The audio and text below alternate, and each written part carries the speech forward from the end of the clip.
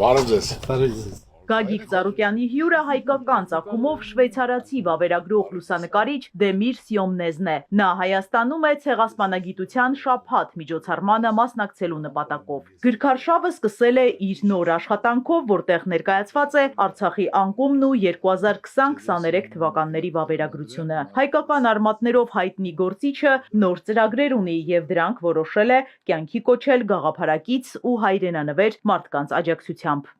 Ես շատ տպավորված եմ, որ մենք հայազգում կան այդպիսի մարդիկ, որոնք լիարժեք մտահոգ են իրենց երկրի, իրենց ժողովրդի համար, որ մեծ աշխատանք է կատարել այն մարդկանց, ովքեր մտահոգ են իրենց երկրի, իրենց ժողովրդի համար, դրանով ապրում են, աջակցում են, մասնակցում են, որ մենք իրենց ճանաչենք, ներկայացնենք, իրար կողքի լինենք, երբ որ ազգը միասնական ամի բռունց կա, ցանկացած խնդիր իր համար լուծել է, իսկ եթե մասնատված է կտոր նրանք հաջողություն հաղթանակ չեն կարող ունենալ։ Je remercie ce qu'il est fait pour les Շնորհակալություն եմ հայտնում այն ամենի համար, ինչ անում եք արցախցիների, Սփյուռքի մեր հայրենակիցների ու Հայաստանի հայերի համար։ Մենք դա մեր գործ ենք կատարում, որ հայոր որպես հայորդի մենք մտածում ենք մեր երկրի, մեր ժողովրդի համար եւ դա միայն խոսքերով չի, մարդը պետք է գործ անի, աշխատանք կատարի։ Դա մեր հզորությունն է, մեր հպարտությունն է, աշխարհում մենք որ ավելի մեծ ճանաչում ունենանք։ Մեծ հայրենականում հաղթանակի 80-ամյակի կապակցությամբ օրեր առաջ թողարկվեց սահմանափակ քանակությամբ հատուկ կոնյակ, շշալցված բացառիկ հումքով։ Գագիկ Ծառուկյանի որոշմամբ այդ խորհրդանշական նվերն այն արժանավորների համար է, որոնք նպաստ են բերում հայրենիքին, որոնք գիտեն հաղթանակի գինը։ Հայրենական պատերազմի 80-ամյակին կապակցված կոնյակ ենք արտադրել եւ այդ ժամանակ ես ասեմ, որ այդ կոնյակը միայն պետք է տրվի հասցեատերերին, այն մարդկանց, ովքեր մտահոգ են երկրի համար, ազգի համար, պետության համար եւ աշխարհով մեկ հայազգի պատիվը բարձր են պահում։ Եվ ես տեսնելով հաղորդումը տպավորված, որ անպայման ես պետք է այդ առաջին շիշը հանձնեմ իրեն, որ ինքը արժանի է, որ կարողանում է այսքան տարիներ որպես ամենալավ լուսանկարիչ, որ կարողանում է ալբոմ կազմել ցեղասպանության հետ կապված, որ մենք չենք կարող մոռանալ դա։ Մեր ամբողջ ազգը սքացել է, սքում է, եւ դա ինքը լիարժեք աշխատանք կատարելով, ամբողջ աշխարհին ներկայացնելով մեզ գործակատարում։ Կոնյակը պատրաստված է 1945 թվականի խաղողի բերքից։ Merci. Եվ ստեղ գրած է հայերեն, ռուսերեն, անգլերեն, ֆրանսերեն։ Ça c'est bien, ça c'est bien. C'est francophonie. La Suisse, l'Arménie c'est une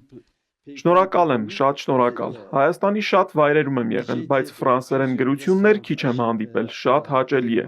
plusieurs Ես իրականում շատ հարուստ մարդկանց եմ ճանաչում, բայց ոչ բոլորն են, որ այսքան մտահոգ են իրենց երկրի խնդիրներով։ Եվս մեկ անգամ ի խորոց սրտի երախտապարտ եմ ձեզ։ Երևանում ես կառուցել եմ եկեղեցի հատուկ ցեղասպանության 100-ամյակի կապակցությամբ։ Եվ բացի դա ես կառուցել եմ 8 եկեղեցի, 20-ից ավել վերակառուցել եմ։ Եվ այսօր նախագիծը արդեն հաստատված է, որ ես ուզում եմ կառուցեմ արդեն Քրիստոսի արձանը Հայաստանում, որպես մենք աշխարհում առաջին քրիստոնյա ազգ, որը պետականորեն քրիստոնեությունը ընդունել ենք։ Արձանի բարձրությունը 101 մետր է լինելու։ Հիսուսի արձանի ամբողջ հմայքն ու շքեղությունը հայտնվելու է նաև շվեյցարահայ վավերագրողի օբյեկտիվում, մինչև այդ հիանում են հոլովակով։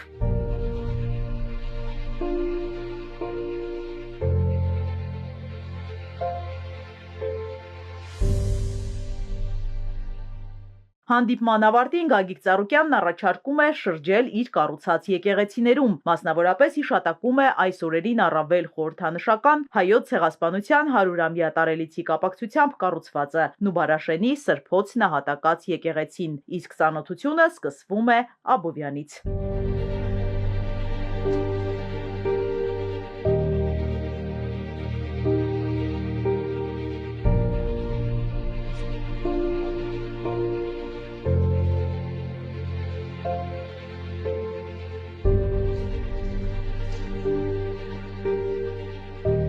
même forme. Շատ ոգևորված եմ այս եկեղեցու ճարտարապետությամբ։ Սա կարևոր հոգևոր կառույց է Հայաստանի ու աշխարհի համար։ Այստեղ հսկայական աշխատանք է կատարված ոչ միայն Հայաստանի ու Սփյուռքի հայերի, այլև ամբողջ քրիստոնյա աշխարհի համար։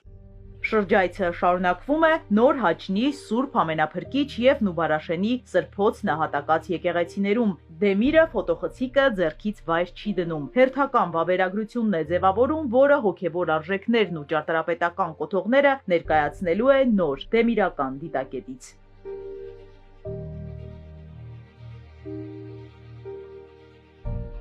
Էրզրումում ծնված Անկարայում ուսանած արվեստագետն այժմ ապրում է Ժնևում։ Թուրքիայում լրագրությամբ եւ լուսանկարչությամբ զբաղվել է 1980-ականներին, սակայն քաղաքական ճնշումների պատճառով չի կարողացել շարունակել իր գործունեությունը։ 2006-ից վերսկսել է զբաղվել ֆոտոլրագրությամբ։ Սյոմնեզը գրում է մարդու իրավունքների, սոցիալական արդարության թեմաներով։ 2020-ին նրան Արցախ բերեց աշխարհի լռության ձայնը։ Փաստը, որ Հայաստանը միայնակ էր միջազգային կոալիցիայի դեմ եւ կռվում էին ոչ միայն Ադրբեջանի, այլև Թուրքիայի, Իսրայելի բանակները, ջիհադիստները, անընդունելի էր։ Այս արհավիրքի դիմաց Հայաստանը միայնակ էր։ Ես եկել եմ այդ պատմության մասին խոսելու։ Հիմա էլ Ադրբեջանը նույն կերպ շարունակում է մշակութային ցեղասպանությունը, ոչնչացնելով հայկական հետքը։